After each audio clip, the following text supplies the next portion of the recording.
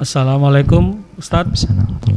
Saya mau cerita sedikit tentang pengalaman puasa Daud saya. Saya pernah baca di artikel Islam misalnya sedang menjalani puasa Daud, terus bertamu di rumah orang dan tuan rumah memberi makan dan minum. Dalam artikel itu kita harus membatalkan puasa dengan maksud menghormati tuan rumah. Dalam artikel itu juga dijelaskan dengan membatalkan puasa kita diberikan dua kebaikan, yaitu pahala puasa kita tetap diberikan dan pahala kedua menghormati tuan rumah. Yang saya tanyakan, apakah hal itu benar? Syukran atas jawabannya. Saya akan menjawab sesuai apa yang saya ketahui yang diuraikan ulama Syafi'iyah rahimahumullah, karena saya mendalami pandangan-pandangan ulama Syafi'iyah. Pertama, menjawab undangan. Kita bahas dulu dari runut ilmu dulu. Menjawab undangan. Ya, menjawab undangan. Kalau kita diundang, apa hukum menjawab undangan ini? Menghadiri undangan setelah kita diundang secara khusus. Kita diundang secara khusus. Maka dikatakan kalau itu adalah undangan walimatul ursi. Walimatul urs.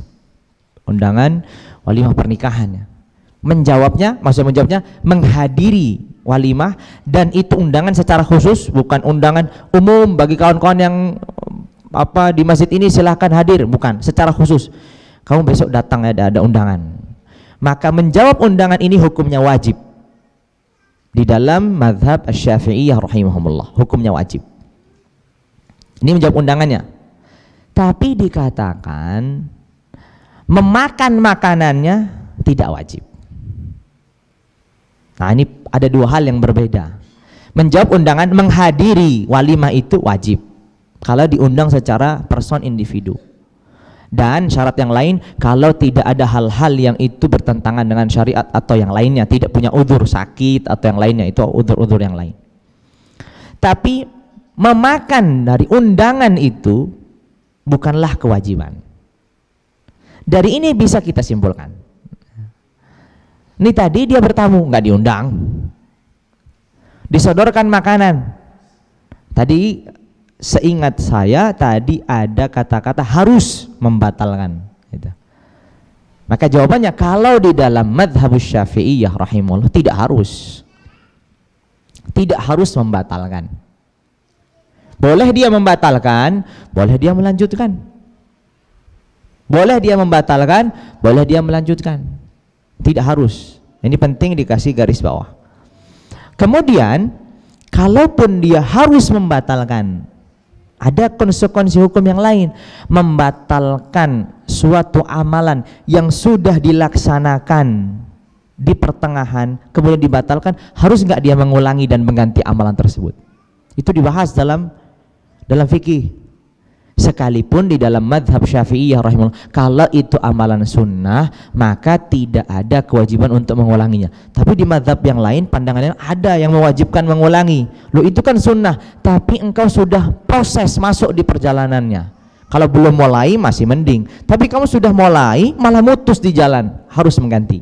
Ada sebagian ulama begitu. Tapi dalam mazhab Syafi'iyah rahimahullah tidak ada ketentuan demikian. Artinya kalau dia pun membatalkan, maka dia tidak ada kewajiban untuk mengganti puasa sunnah ini, puasa Daud ini. Tapi boleh dia membatalkan, boleh enggak. Ya, boleh enggak, boleh iya. Sedangkan mana yang lebih utama, membatalkan atau tidak?